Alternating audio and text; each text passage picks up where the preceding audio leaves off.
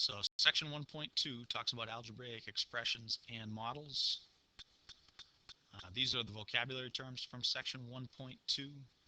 These are all terms that you need to understand the definition of. They will be used in lectures in the class, in discussions in the class, in directions to homework, and in directions to quiz and test problems. So these are all expressions and terms that you need to understand the definition of. They are all highlighted terms in section 1.2 in your text. A big part of section 1.2 is the order of operations. PEMDAS is an acronym you may have seen in the past to help simplify the concept of remembering the order of operations. So PEMDAS stands for parentheses, exponents, multiplication, division, addition, subtraction. So that is the order of operations. If I'm faced with simplifying an expression that combines various operations, I simplify the quantity in the parentheses first. Then I simplify any expressions that are raised to a power. Then I multiply and divide from left to right. So multiplication and division have the same precedence. Simply whichever operation I encounter first as I move from left to right. And finally, addition and subtraction from left to right. Again, addition and subtraction have the same precedence. Whichever operation I encounter first as I move from left to right is the one I perform first.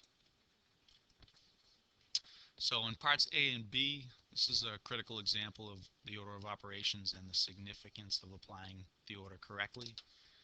You can see if I have negative 3 raised to the 4th power and negative 3 is enclosed in parentheses, that the result, positive 81, is different than if I have negative 3 raised to the 4th power without the parentheses, where the result is negative 81.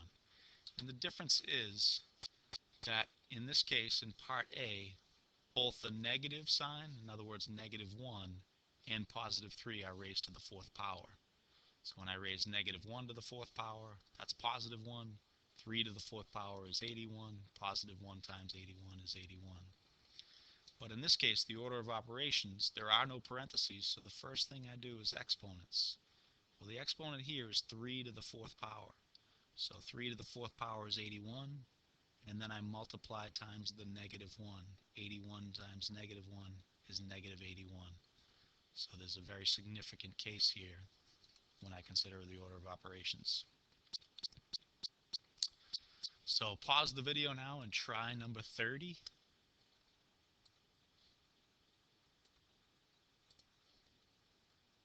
And you can check your answer, see how you did. So order of operations, parentheses first, negative 3 plus 7 is positive 4. Exponents next, positive 4 squared would be 16. Multiplication, 3 times 16 would be 48. Addition, 48 and negative 6 would be 42. So now pause the video and try number 31.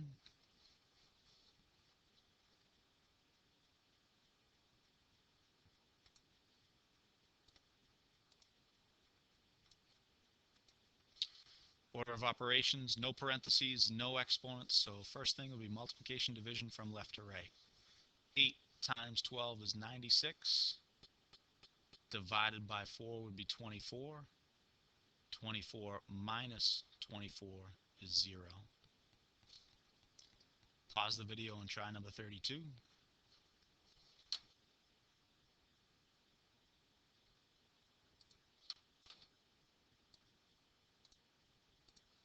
Check your answer. Parentheses first. 2 plus 6 is 8. There are no exponents. So multiplication, division from left to right. 16 divided by 8 is 2. Times 10 would be 20. So on page 14, we'll go over these next 7 problems. So number 19, 4 to the 4th power. You can pause the video and try this one.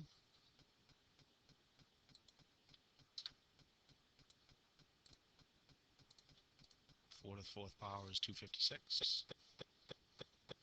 Negative 2 to the 5th power, number 21. You can pause the video and try this one.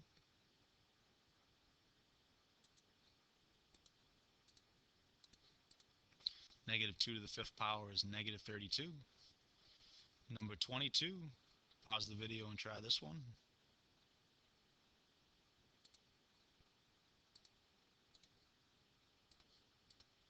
Again, the answer is negative 32.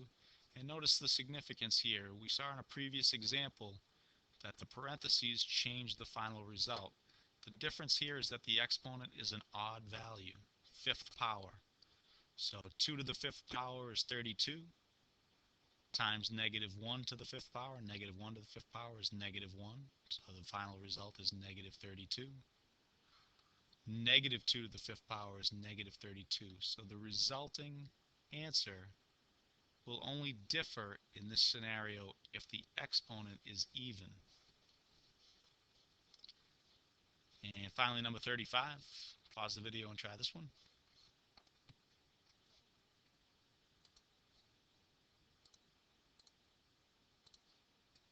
And by substituting negative 1 for x in this expression, you should yield a result of positive 125.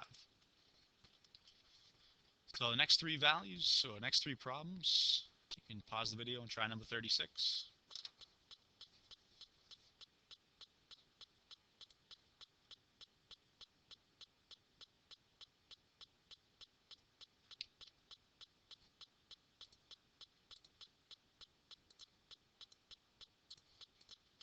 So when you substitute 5 for x, you should get a result of 25. Pause the video and try 43.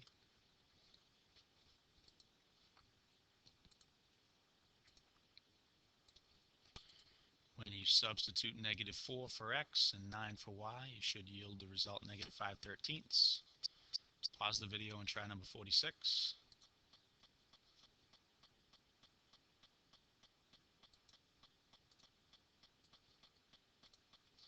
And when you substitute negative 3 for x and positive 3 for y, you should yield the result negative 5/3.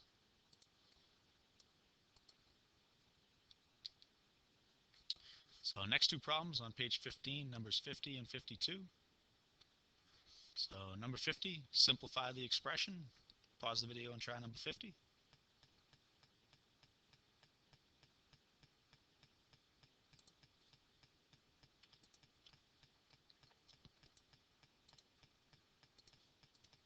So if I distribute the 5 and distribute the negative 3, I yield this expression, and then I combine like terms to get 2n squared plus 11n.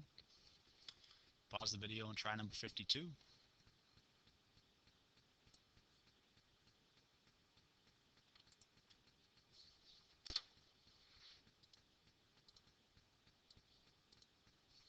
Distributing the 8 and the negative 2 gives me this expression, and then I combine like terms to get 10y minus 10x.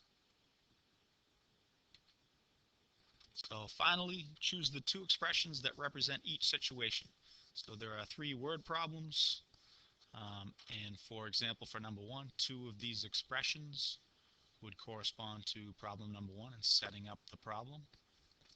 So you can pause the video and try number 1.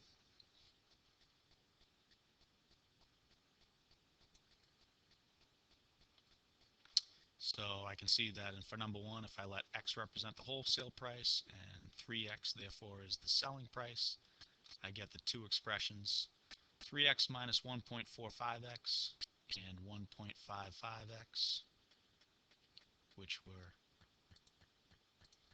here and here on the list. And 1.55x is simply simplifying this expression, combining those two terms, the difference of 3x and 1.45x.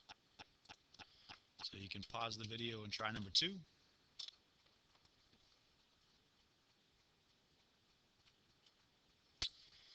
And for number 2, if I set up the problem, I'll get these two expressions, 4x plus 9 times the quantity 1 minus x. X is the number of hours jogging. 1 minus x is the number of hours walking. And if I distribute the 9 and combine like terms, I'll get the expression 9 minus 5x. So these two expressions, 9 minus 5x, 4x plus 9 times 1 minus x. And that makes number 3 pretty easy. Only 2 left.